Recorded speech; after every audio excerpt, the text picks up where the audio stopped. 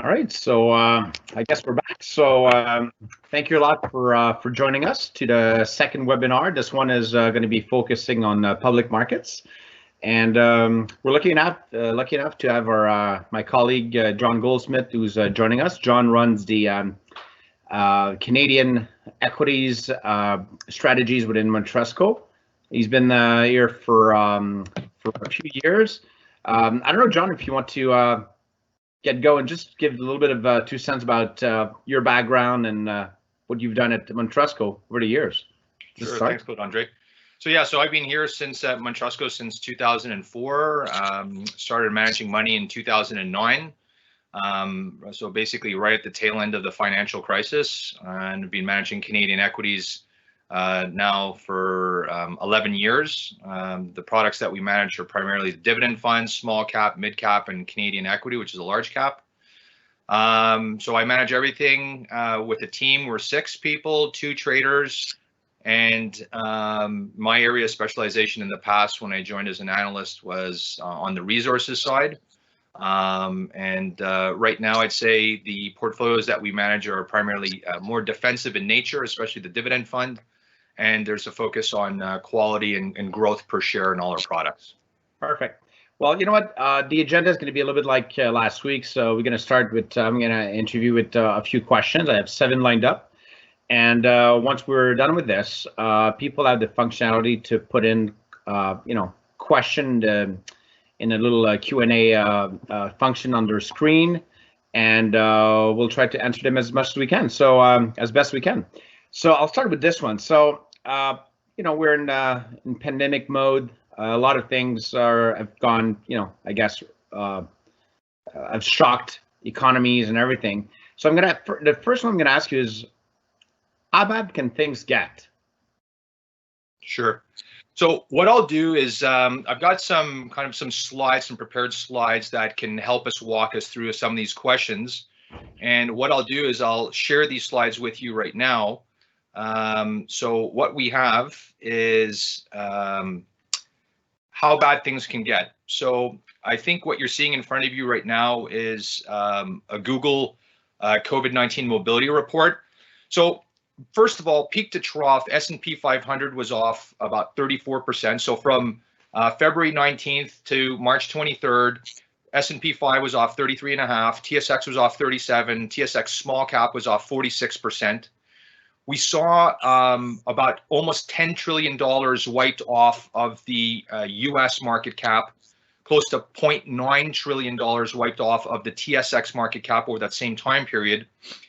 Now, to put things in context, during the great financial crisis of 08 to 09, stock markets were down 50%. And, reality is, as we stand today, we've never lived through a global government-induced shutdown resulting from a global pandemic. So, the shutdowns were induced because the world simply does and still not have had enough hospital and ventilator capacity to deal with the magnitude of the health crises.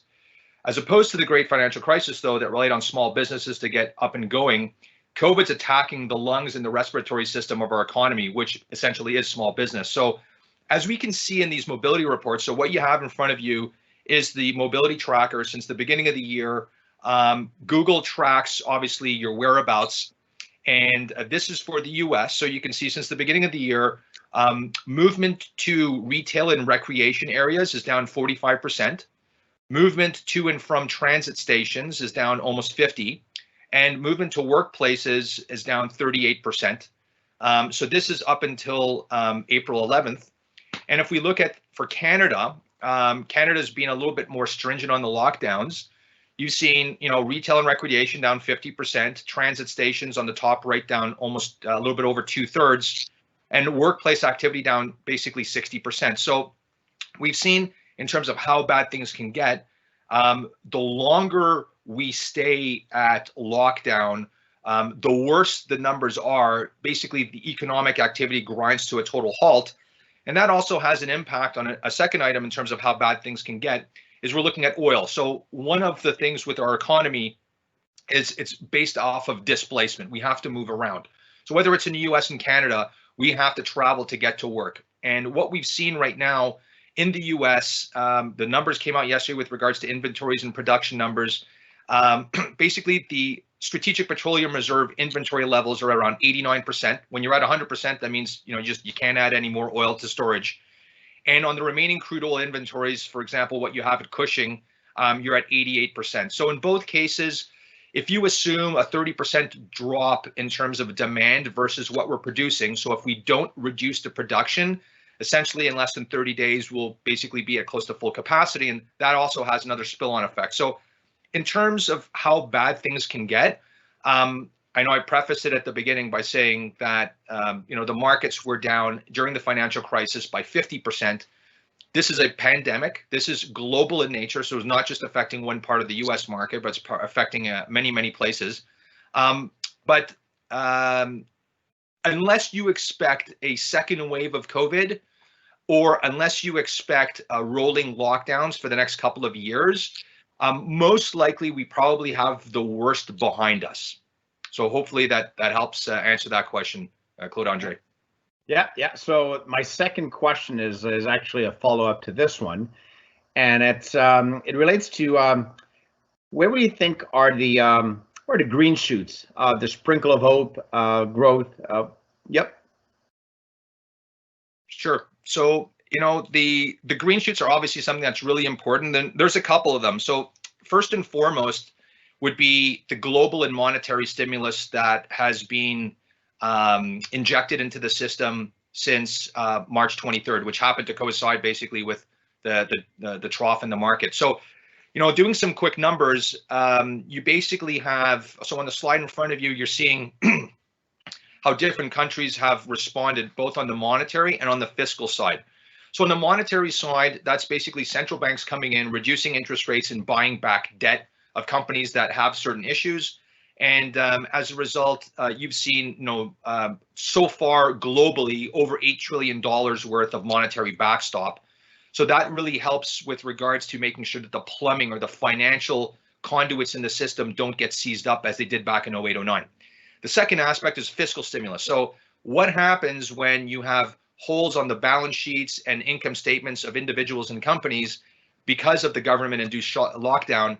What you have to do then is you have to artificially create a replacement wage. And so basically, with the CARES Act that the US put in place and that was passed through at the beginning of April, that's a $2 trillion stimulus. In the case of Canada, you've got over $150 billion, and of the latest count, close to 11% of GDP that's being kind of pushed back into the system.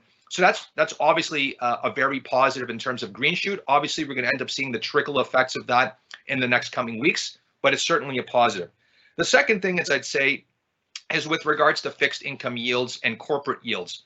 So I talked about it a couple of seconds ago with regards to monetary policy. What you can see in this chart is that since the peak, the yields on different tenors or different maturities of government debt, whether it's in the US, which would be the first box, or the second box being Canada, basically the yields have fallen or contracted anywhere from 150 basis points for the 3-month T-bill in the US or 140 bips for the 3-month T-bill in Canada, down to 71 basis points or 0.75% in the case of the US 30-year bond. So basically, the cost of borrowing has dropped, and part of that cost of borrowing drop is the result of the monetary policies, central banks coming in, stepping in, buying paper to make sure that spreads don't widen.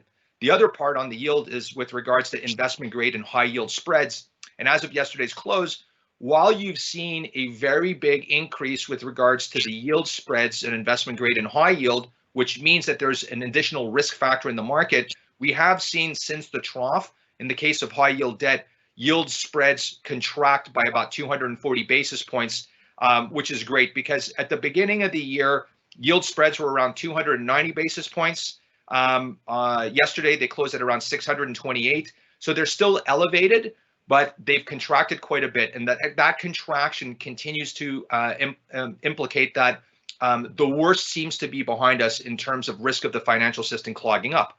Other green shoots would be with regards to how certain countries are doing. So as we all know, China was the first country to contract Corona. It was also the first country to kind of move its way out of Corona. So the next couple of slides is information that comes from Bloomberg, and Bloomberg gets that from other sources, whether it's Baidu, the Chinese Ministry of Transport, or certain subway stations.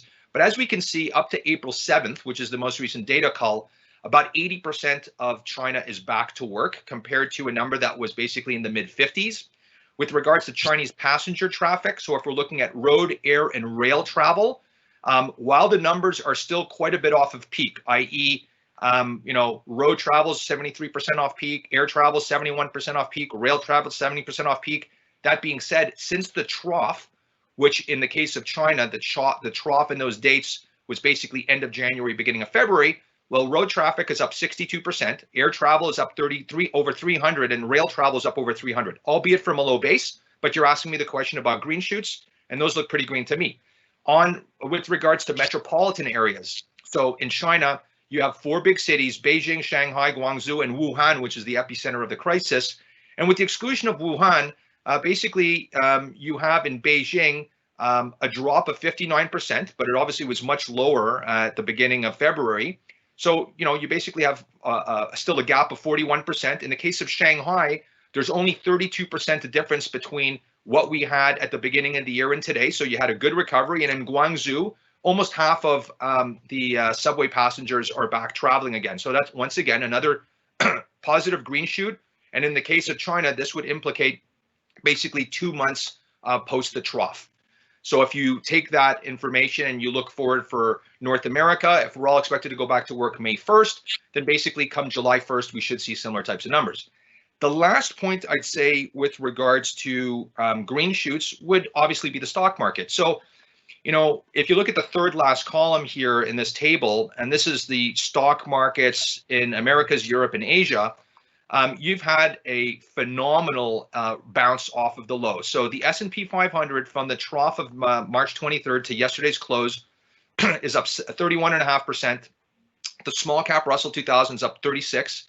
The TSX is up 36, and the TSX small cap is actually up a staggering 46%.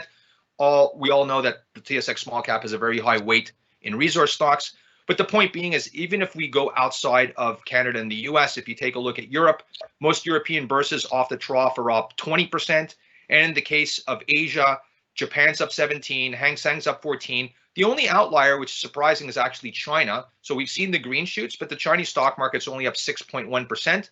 But that's off of the trough in American markets and Canadian markets, not the trough on Chinese markets. But nevertheless, I think you can summarize this as being, these are definitely some good green shoots that you're seeing. Right.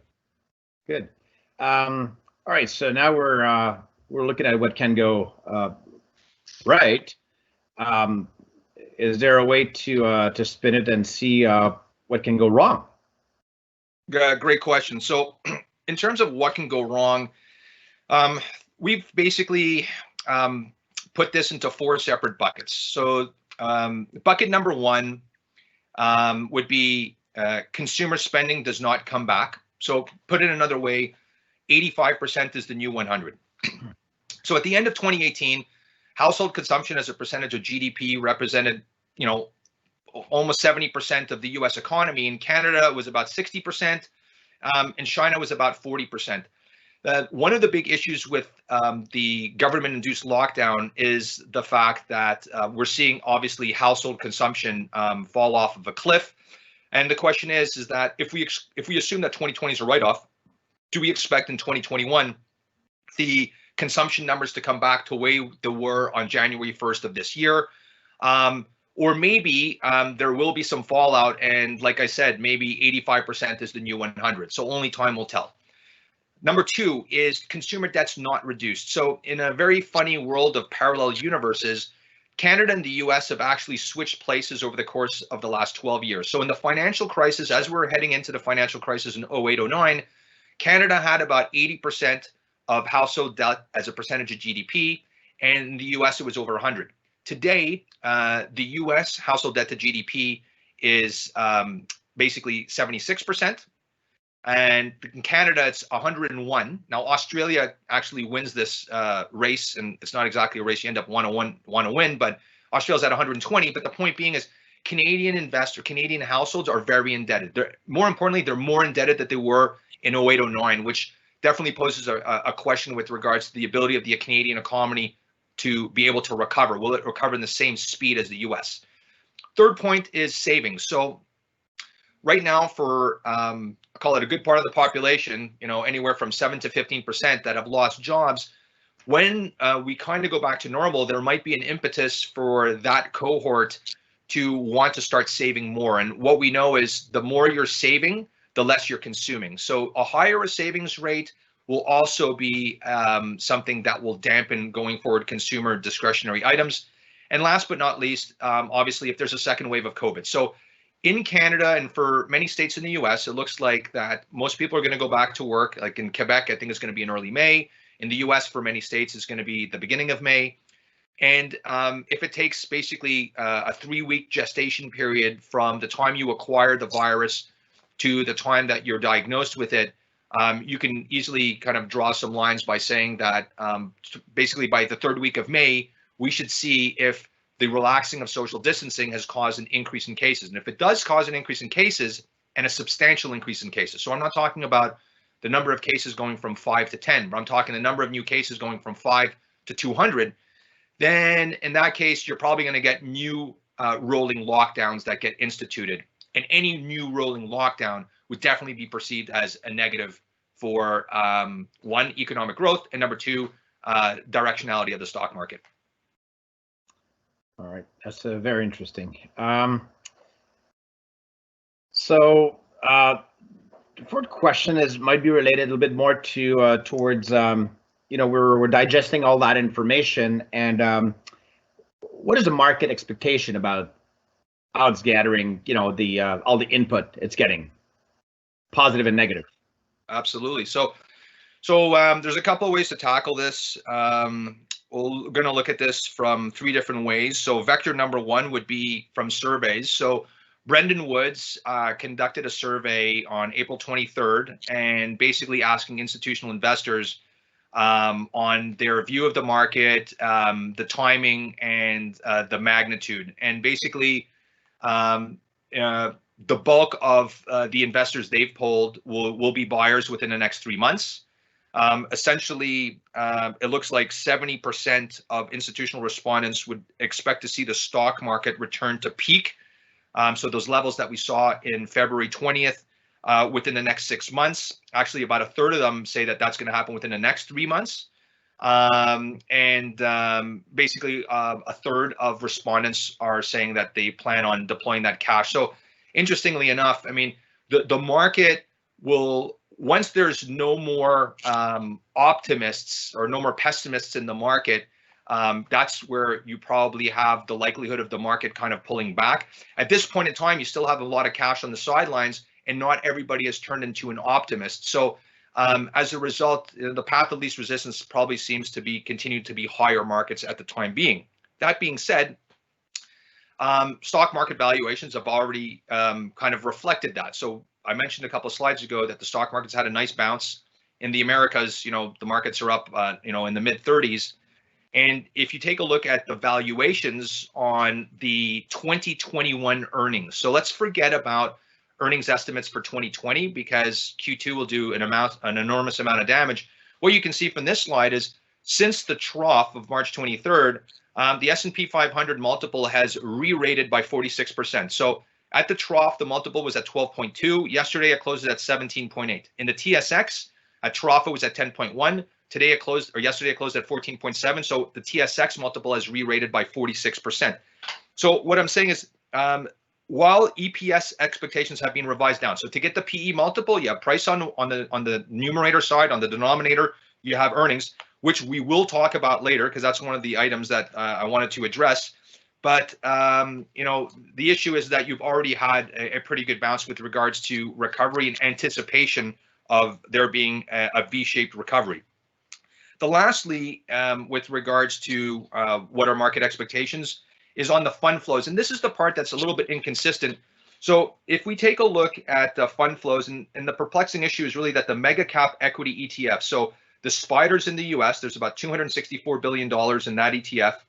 And the XIU, which tracks the TSX 60, which is Canada's largest ETF at $8 billion of assets, have actually seen outflows or share reductions since the market trough. So in the case of the spiders, even though that product is up in terms of AUM by 17%, there's actually been outflows of 3%.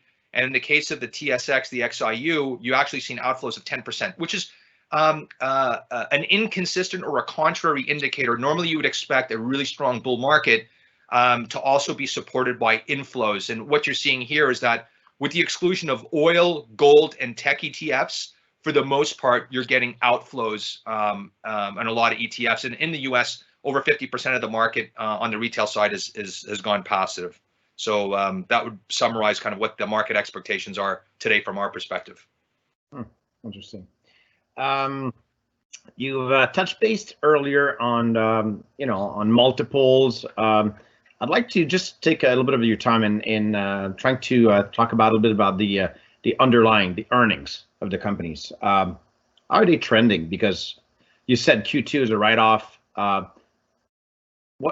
What are the real earnings trending in the rest of the 2020 and maybe in 2021?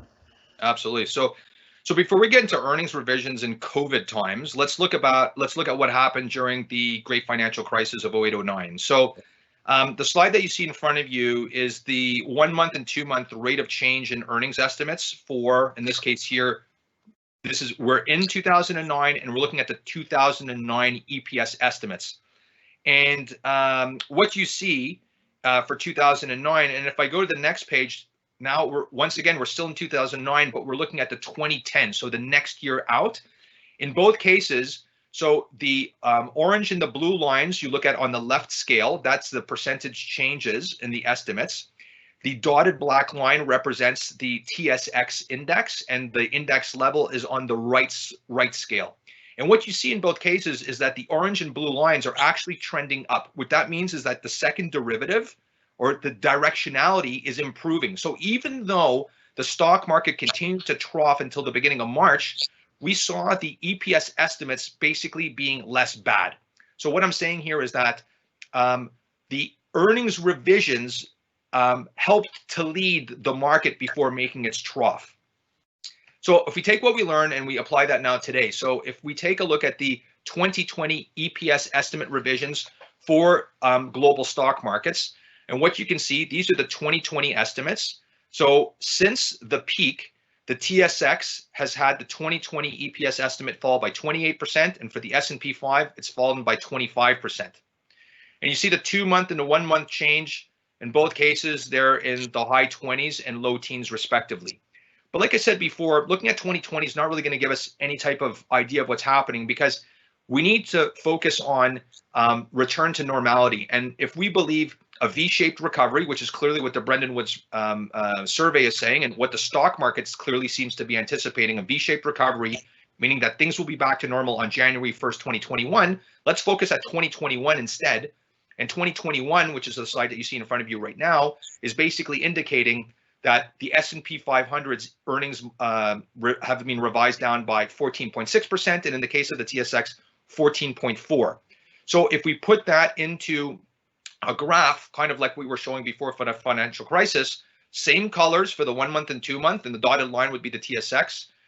What you see here, however, is that the index troughed and bounced before you saw the second derivative or the rate of change in the earnings revision change itself.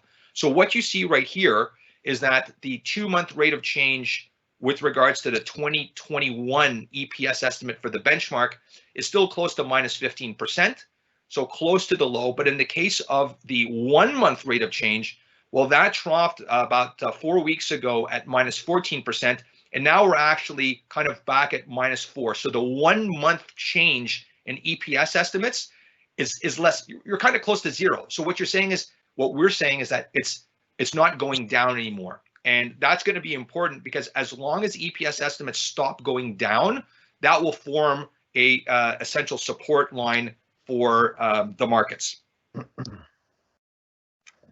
That's very, very interesting. Good slides. So we've talked about earnings, and then we're back to valuation. So again, can you make a point here on valuation, where you think we stand as far as forward valuation? I'll let you run with this. What do you think about valuation? What's your comments? Sure. So, definitely we hit a low a couple of weeks ago. I guess the crystal ball question is how high can things get? So what you have in front of you is the TSX valuation of the next 12 months. What you're seeing is that the PE as of yesterday's close, this is the next 12-month number, closed at 17.4. The all-time high was 18.2 back in 2015. Once again, we're looking at 2020. We don't think this is that useful. So let's look at the next 24 months. So basically, we're saying look at the 2021 numbers instead. And it's a similar type of story. As in the previous case, the multiple troughed before the market did. So in this case here, we see that during the financial crisis, the multiple troughed in November 2008, but the stock market only troughed March 9, 2009, which is about 3.5 months later. We haven't seen this right now. Like what we've seen is that the stock market's actually led on the earnings revision side, and there's basically been a perfect timing almost with regards to the troughs on the valuation multiples and with the lows of the market.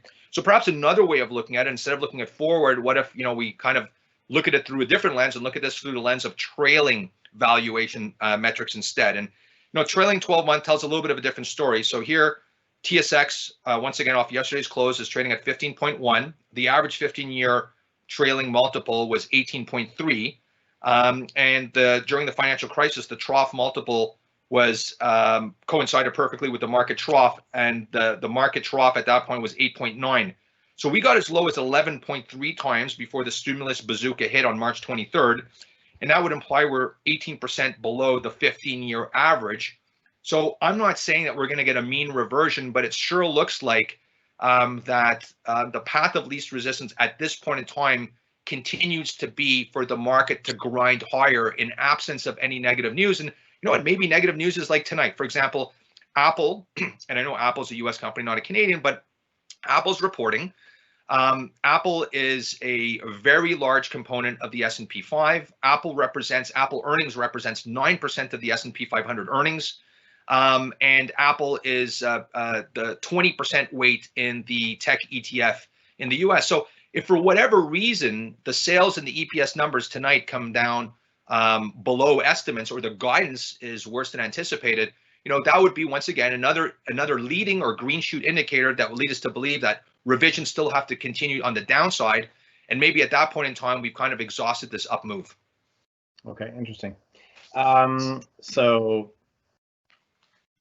I'll take that to the next level and ask you if I'm putting you in a difficult spot. I'm asking you, what do you think is going to be the next move from here? Sure. So I think at this point, the path of least resistance clearly seems to be upwards in the market. If you had to draw one line in the sand, I guess one line in the sand could be the previous peak that we saw in March 20th. So at that point in time, you're probably looking at possibly another 15 to 20% upside. But I'm going to contextualize the answer with 3 extra points. So there's a behavioral issue, there's a data-driven issue, and there's a virus-related issue.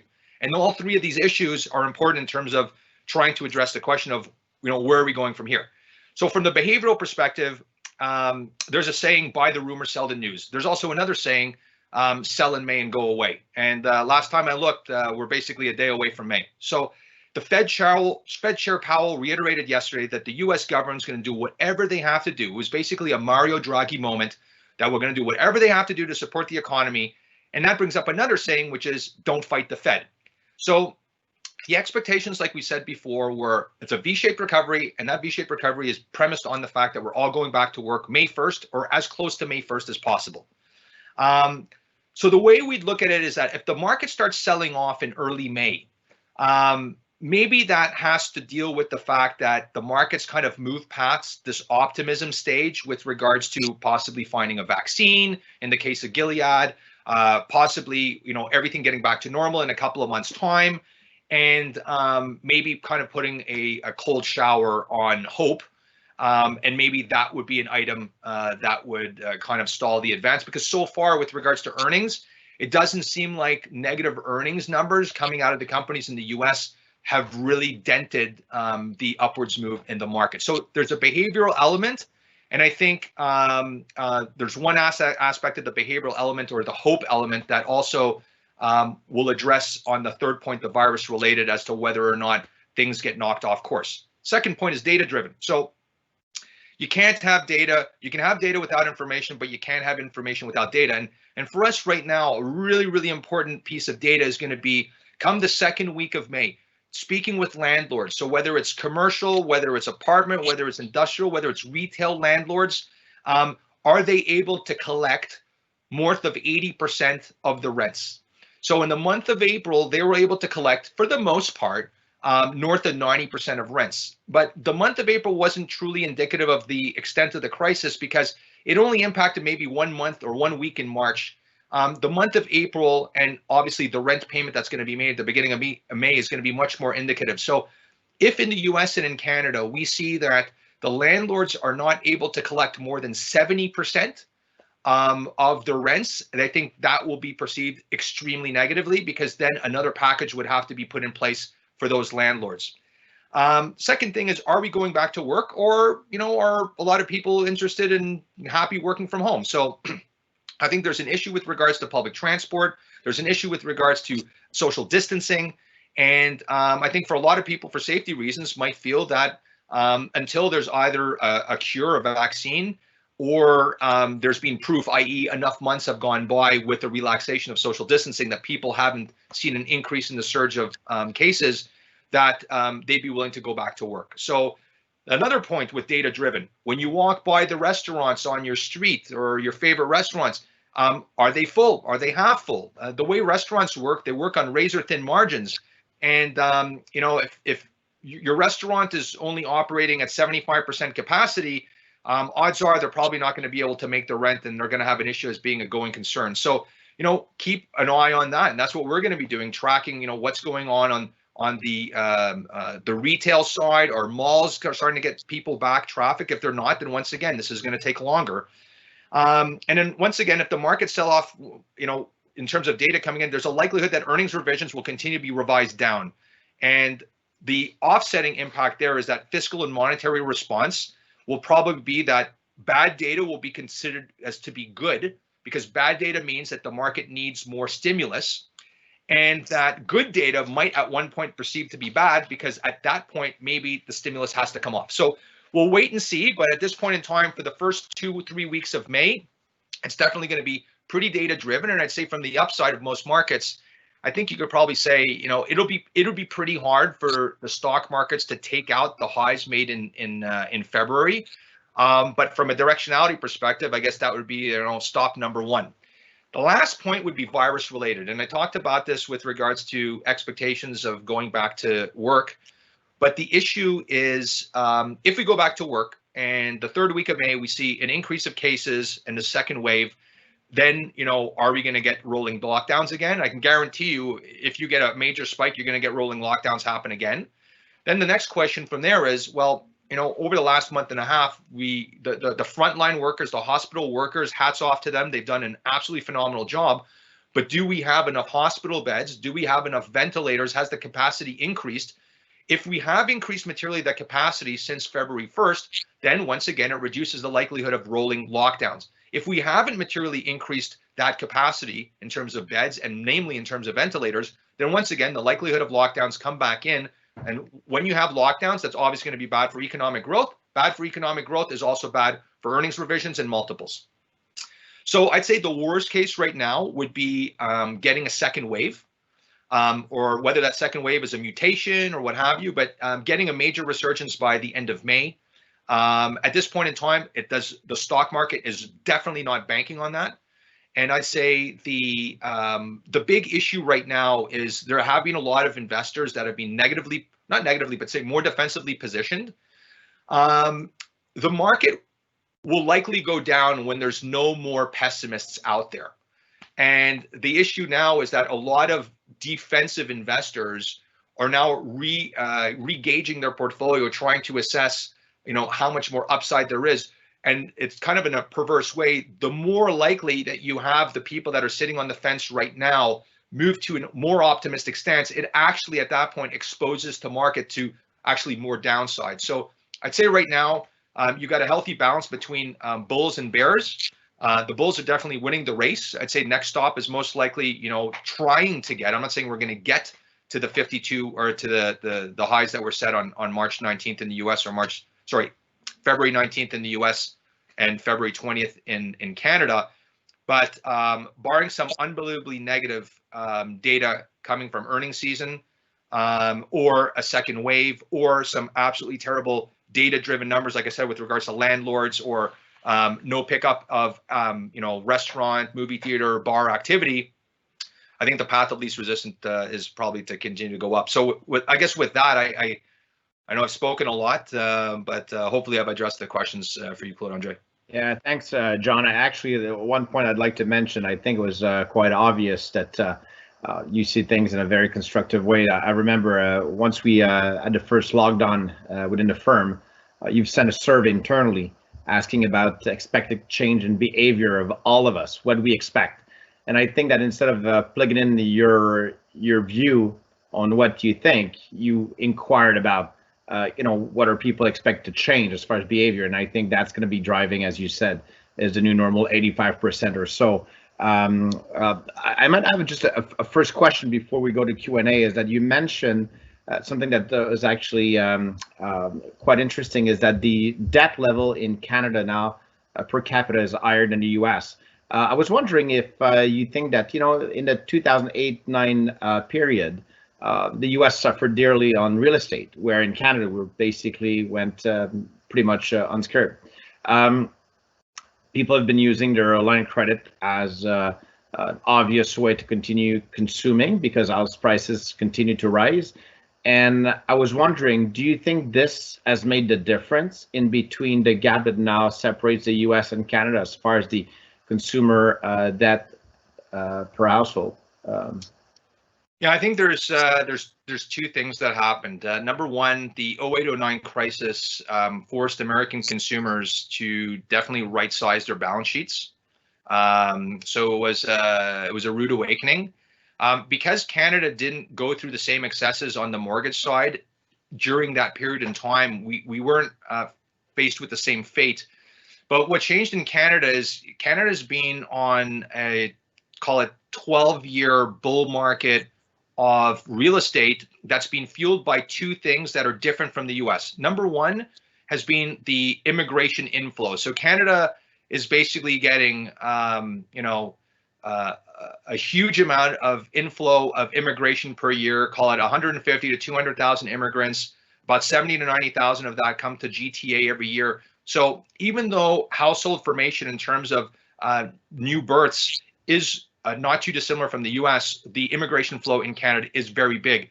And this immigration flow pretty much kicked off in earnest back in 1998 when Hong Kong kind of got repatriated back to China. So we've first seen this wave hit Vancouver and slowly but surely move its way east. The second move that really propelled real estate prices higher and basically pushed people to incur much more debt actually was the result of what historically is perceived as our largest industry, energy.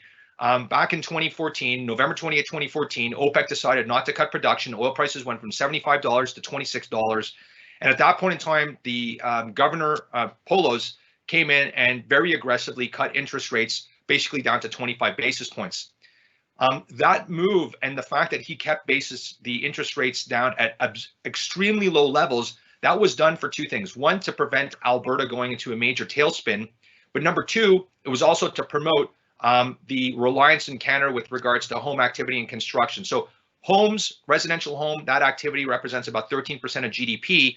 And because because interest rates stayed lower for a longer period in time, so basically from the beginning of 2015 all the way to 2018, that two-year period of extremely low interest rates basically saw an increased further demand of real estate. And even with the rules that were put in place with regards to foreign ownership, kept on propelling house prices higher. So basically what's happened is that house prices have gotten to a very stretched level, albeit at much lower levels in terms of dollar per square foot than what you have in metropolises such as New York, LA, London, Shanghai, or even Dubai. But nevertheless, with regards in terms of Canada, you've had probably a 2.5% increase since 2008. And that's essentially put Canada in a position now that the residential or the consumer, obviously the number one debt would be their house, is at an extremely high level. So you put yourself in a position that's actually now today not too dissimilar as what the U.S. was in 0809. A consumer debt load that's now over 100%, and that for growth to come back, you're going to need to see that debt load work itself off. All right, thank you. We'll move on to the Q&A because we've had a few that came in the meantime. First question is, so the Spider and the XIU are selling. No blocks have been seen anywhere. Who's buying? Great question. If you have the answer for that, let us know. I mean, what we're seeing is that the buyers, you have big buyers in terms of fund flow creations in tech ETFs, in oil ETFs. Now, when I say the XIU has been down, the XIC, which would be the TSX capped composite as opposed to the TSX 60, that has seen inflows, but low single digit inflows. But the low single digit inflows are probably indicative of what you saw back in 0809 with regards to low single digit inflows 1 month post the trough of the market there. So that's a good point. It just the thing that's puzzling is when you have the two largest ETFs that are equity based that represent the aggregate market cap of both Canada and the US, seeing outflows, and especially in the case of the XIU, the outflows to the tune of 10%. It definitely raises a flag as to how is this market going up, because we know that today compared to in 2008, today the energy market or the energy sector in the TSX is like the third largest weight. It's about a 13% weight. Back in 2008, prior to the crisis, energy was the largest weight in the TSX at 25.8, close to 26%. It was even bigger than the financial sector, only by 1%, but still, like from a numeric basis, was bigger. So you are seeing bounces, but you're seeing bounces in weights and sectors that have a lower impact on the TSX in general. So it is definitely a perplexing issue, and that's the reason why I brought it up as something that what we would have more comfort in with this market move is if we had seen or were seeing large equity ETFs that are broad-basedly held and that own the entire market. If you see like a 5 to 10% inflow or share creation in those products, that would be more consistent with the fact that we've seen this up move in the market. Well, John, just being, adding a little angle to this, we're talking about ETF flows, right? Yep. So we've all been we're bottom-up manager, active managers, and I can't share it here on the screen, but across our firm, our numbers have been quite amazing as far as the alpha we generated. Could it be that the new inflows into the market have been basically shared through the active management asset manager or institutional index fund rather than ETFs? Yeah, no, that's a really good point. I think that for the balanced managers, so a large chunk of the products that is held in the retail hands are balanced products. And what happened at the end of March is because the equity markets sold off as much as they did, if you take a traditional balanced product that I guess at this point we don't need to see this ETF fund flow thing anymore. But if you see a regular balanced product that's called 50-50 weighted fixed income equities, and then whatever you had a nice little smattering of U.S. equities, Canadian equities, international equities, what have you. Basically, on March 31st, if the target weight was 50-50 on March 31st, based off of the movements of fixed income and equity markets, you would have required to increase the weight of equities by 7%. So basically, that balanced fund would have been down roughly 10% at the end of March versus the beginning of the year.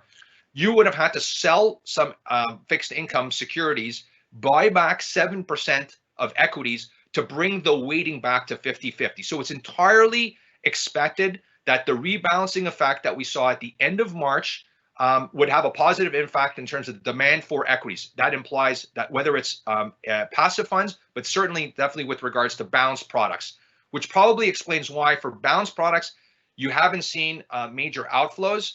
But for certain specific equity products where they use the equity component the flabbergasting component to me is that if you had used the spiders as your equity weight in a balanced product, you would have expected to see a much higher increase in the creation or demand for that product as you tried to rebalance. As it pertains to active fund managers that have balanced products, definitely, like there's without a doubt, complementary evidence that we're hearing, whether it's from our clients or what have you, where we've seen modest increases with regards to the equity components. But still, it kind of almost mirrors the stock market move over the last 10 years, like in terms of the most hated bull market. This appears to be, like the most hated recovery bounce of all time as well. Good point. Further question here. This one pertains to, could it be driven by hedging or derivative usage of futures and things like this that have driven the market higher without necessarily just buying the single out ETF or stock? Very difficult to get good data on that, so I don't have an answer for you there. And yeah, it's that's a question we've been asking. In March, beginning of March, a lot of the feedback I was getting was a lot of the volatility was caused by risk parity type trades.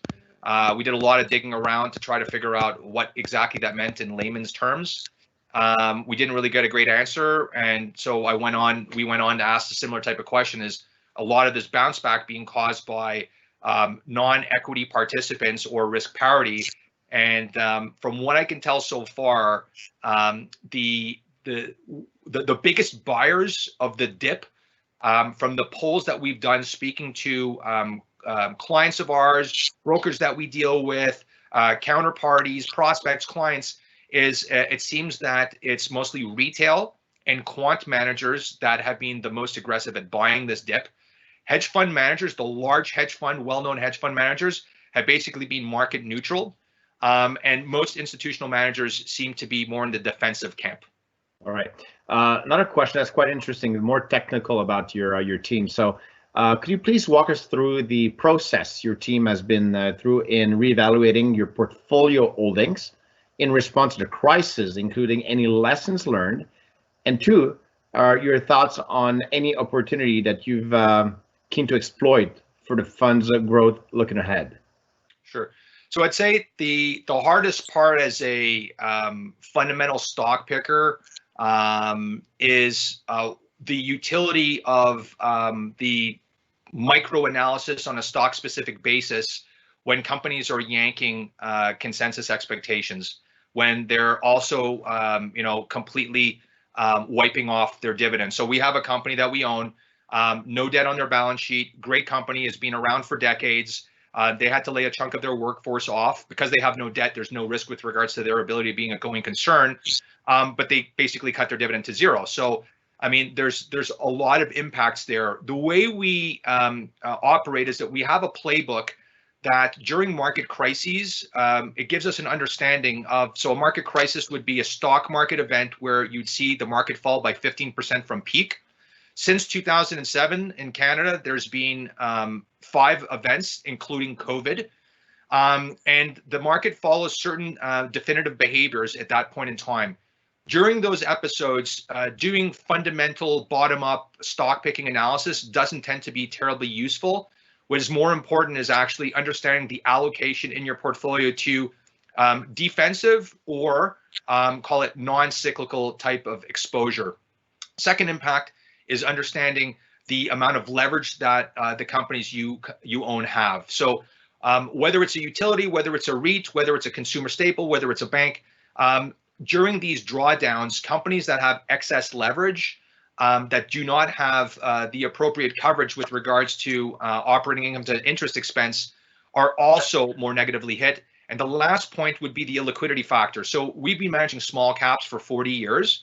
While illiquidity is probably representative of close to 50% of the factual explanation as to why we add value, illiquidity works in reverse during big market drawdowns. So my third point would be, as per the playbook, the companies that are extremely illiquid, so we would define illiquidity as any company where to build that position would require 25 business days, assuming we're 25% of 3-month average daily volume. For those companies, you would see a worse type of price performance versus other larger peers. So that's entirely consistent. So during this crisis at the end of February, what we decided to do is increase our cash levels because from a fiduciary duty perspective, we wanted to preserve capital. We have a more defensive tilt even on a good day. So that was objective number one. And objective number two is to make sure that the companies we owned didn't face any balance sheet issues, any possibility for dividend cuts, and any significant opportunity for earnings or cash flow per share reductions. So check on all those fronts.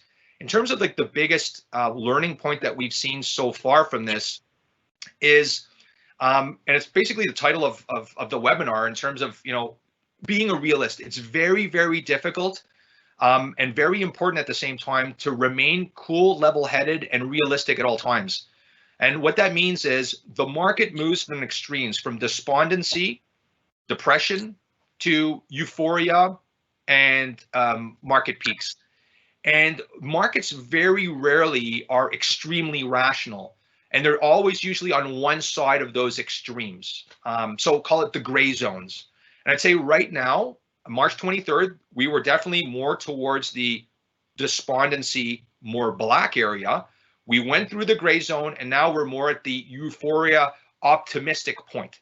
The thing is, optimism can continue increasing. The old saying goes, stock market can stay irrational longer than you can stay solvent. And this is one of those moments where, you probably don't want to go out, be putting fresh new shorts on because, you might get knocked out on the other side. That being said, we've already had, in the case of the TSX small cap, a 45% recovery in a little bit over a month. So I think a lot of that's being priced in. So for us, really, one of the key learning things here has been when you're at one extreme, you need to force yourself to put on the hat of the other side of the equation. So when you're in a period of time with trough multiples, you're trading at 10 times earnings revisions are starting to get coming down, everybody is gloomy and doomy, you need to put the hat of an optimist on and really troubleshoot and try to get as many people that are well qualified, different set of eyes, optimists that can give you some color. Because if you're more in that one camp that's more pessimistic, let's say, and you're asking other pessimists about your view, you're not going to learn anything. So I'm saying it's very important that you challenge yourself at all times, and that's what we've done. And I guess that's one of the really great positive learnings that we've taken from this COVID, experience, whether it lasts for another couple of months or whether it's over in one day. I think the fact that we must continually challenge ourselves and put that to a very high level is a real key element. And I think it's the star investors, the people that make money going forward, are going to be the ones that really understand that concept. Thanks, man. Second, the other question is, given what we saw in the USO and what happened to oil, are you afraid something similar might happen to the broader stock market? No. So it's really for the leverage type of product. So you've seen in the case of Horizon Beta Pro, whether it's the US, anything that has directionality. So the 2x, 3x levered, either up or down. Obviously, on the way down, if you go to a negative number, it causes a major mathematical problem. It's kind of like a circular reference. Those products are in the vast minority in terms of fund flows in the market. So no, to answer your question, I think this could be a small issue. Will it affect certain funds? Yes. Have certain funds already barred redemptions of certain of those products? Yes. So I think this has basically been an isolated incident, and I definitely don't think that this would be something that would morph into, say, like the spiders, which is 200 billion of AUM. All right. Another one here. Given your view on energy and real estate, and of course, you mentioned the real estate, the average landlord looking to get at least 80% of their rents coming in. You've seen REITs being completely destroyed, 40, 50, 60%. So this question is, given your view on energy and real estate, and given their respective weight in the Canadian economy and banks indirectly, what is going to bring Global Money Manager into Canada? So what you have in Canada is, if you believe we're at the trough of energy, then you have a very unique opportunity because the Canadian energy companies have a much higher operating cost profile than, say, their peers south of the border. So for a lot of the oil sands players, their operating costs are in the mid-teens, and when Western Canada Select prices are not even $5, I'll let you do the math on how much money they're bleeding. But if you believe, so once it comes down to the belief that we've seen the worst, you've seen OPEC plus do a 10 million barrel cut for both parties, so 20 million in total. There's probably going to be another cut that happens. Obviously, where oil prices are today, a lot of Canadian production doesn't make sense. So there's going to be shut-ins there. But if you think that that can get resolved, there's a lot of interesting upside. Now, whoever asked the question is a good point, because up in like about a couple of weeks ago, the consolidated weight of the E&Ps, energy services, and integrated companies in the TSX as a weight of the TSX was actually around 4%. So obviously way off the levels what it was back 12 years ago in 08. But once again, I mean, we're not all going to be driving electric vehicles tomorrow. Last time I looked, an electric vehicle cost about 20 to 25% more than a regular vehicle. And if you've got 10 to 15% of the population that's now unemployed, once again, it increases the likelihood that, the adoption of EV is going to be perhaps a little bit more difficult. So to point number one, if you're a believer that we've seen the worst in energy, the valuations of the Canadian companies are very attractive. Number two, with regards to real estate. So yeah, Canada has a lot of real estate. US has a lot of real estate. And it's the same thing there is if there's an expectation that the governments will be a backer also for the commercial and the apartment real estate players. So far it seems to be more of a backer of the apartment, but there also has been backing of some of the commercial players with regards to if you're in a mall and the tenant can't pay because nobody's going to a mall, there's a certain backing that they're getting from the government as well for a certain period of time. Well, what does that do? That shows that it's going to be basically filling a hole. Now, can those holes be filled or transferred to something else? So are shopping malls at one point going to be reconfigured so that they become distribution centers for companies like Amazon? Maybe. But the secular decline in retail real estate is not something that's just occurred in the last week. This is something that's been occurring for like the last 5 years, especially in Canada. So I would say that valuation right now, so there's a slide that I had on valuation I can go back to, but the valuation in Canada is attractive versus the US. We're trading at 14 times, 14 and a half, and the US market's trading at, over 18. So if you think that there's going to be a recovery and a reversion to the mean in those areas, that's what would bring foreign investors back to the Canadian market. Well, John, thank you very much for your time, and we're getting here in the last few minutes of the webinar. If you wanted to stick to the 1 hour, first, it was super interesting. Thank you for your view. I know you have a great ethic, you and your team when you work. We're certainly looking forward to interact with the people on the webinar, or people who have further question about what we've done at Montrusco, because we're hosting a series of webinar on public and on private markets. I'm already inviting you next week, next Thursday at 2 p.m. We have our webinar on private debt with Chris Vokes from Third Eye Capital. That should be quite interesting. But on our traditional strategies, we've been doing extremely well in the last few years. John has been running a super tight ship, and we're definitely looking for interaction with you guys out there. Please don't hesitate to contact us. We're open for business, and maybe the saying is actually in place for now. I mean, active management and boutique investment is certainly something to consider at this stage. On this, again, thank you, John, and hope to see you soon on our next webinar.